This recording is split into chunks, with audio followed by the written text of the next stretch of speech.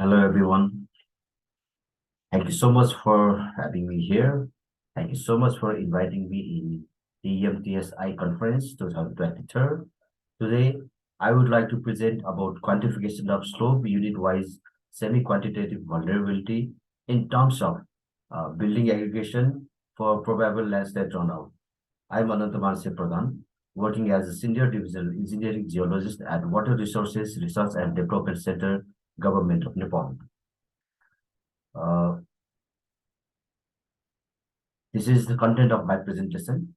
I will start with why landslide batter Nepal every year, followed by trends in landslide occurrences in Nepal, the material and method result, and I will wrap this presentation with some conclusions. And let's start here. Nepal is ranked fourth in terms of vulnerability to climate change. According to government reports, more than 80% of total population is at risk of some kind of natural disaster. The data from 2010 to 2021, it also says landslide is the major problem in Himalaya. Now, Himalaya is the product of collision between Indian and Eurasian plates. The geology of Nepal is fragile and it has a rock topography. The rocks in the Himalaya is always in the strain condition. And another major triggering factor is accumulated rainfall.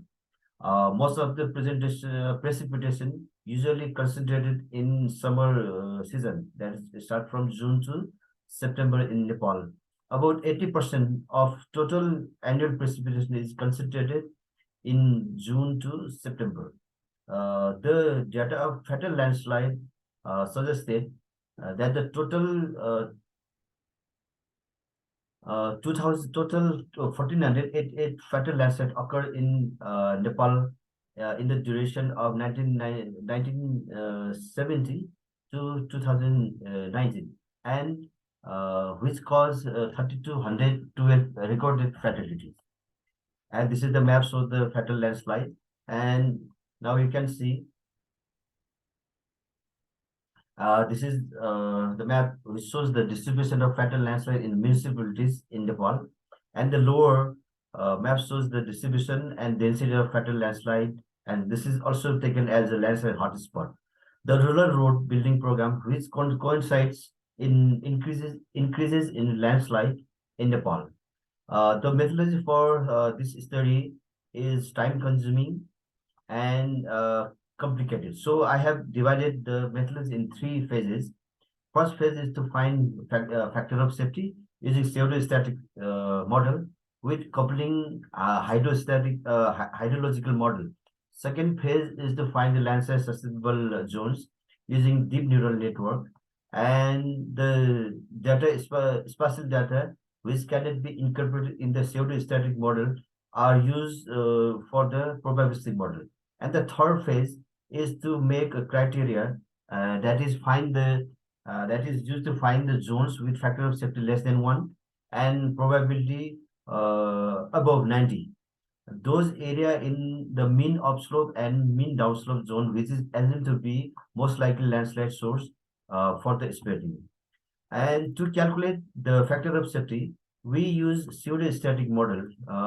We use horizontal seismic coefficient instead of peak ground acceleration, because peak ground acceleration occurs just for one time. If we use PGA in this calculation, it will be somehow conservative. The RU is pore pressure ratio, which allows to incorporate the effect of pore water pressure into the slope stability calculation. This is our study area, which lies north east of Kathmandu. And to identify the landslide susceptible zone, we use deep neural network algorithm. This map shows the distribution of landslide in the study area. And runout model is another difficult part of the study because we don't have any realistic data and study area is large indeed. So we utilize regional probable model named through our model, which is free and can be used to access the spreading of the debris flow. For semi-quantitative vulnerability analysis, the aerial index of damage method was used, which is given as the ratio between area of this is area of building in propagation zone and area of propagation zone, which is given by safe land. The geotechnical data is prepared according to the geology of the study area, uh, and the precipitation was adapted from iMERGE data. It shows the landslide susceptibility map using deep neural network, and uh, from the above result, the criteria was made to find the most likely landslide initiation area. That is factor of safety less than 1, probability 90, greater than 90, which fall in the mean upslope and mean downslope area. Now, this is assumed to be the most likely landslide initiation zone. So now you can see these are this small red zones. These are the most probable likely landslide initiation areas. Now here we use back analysis approach to find the runout zone. Here is an example. Is this example is from Levy landslide, and we simulate several times. We with different sensitivities, and we found the travel angle is 30 degree, and maximum velocity is about 10.7 meter per second.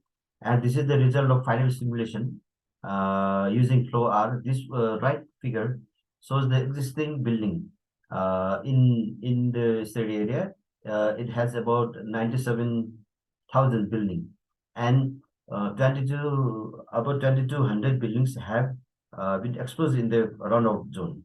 And this map shows the administrative physical vulnerability, municipality wise and ward wise vulnerable areas maps. And here we applied slope unit for the precise identification of the vulnerable zone. Slope unit is the area formed by the drainage line and catchment line. The precise slope unit can define a settlement area. Here are some conclusions. Now I go for the conclusion. And we can see the ensemble model was used to identify most likely landslide initiation zone. Our model was used to find probable runout zone, and slope unit based vulnerability assessment is recommended.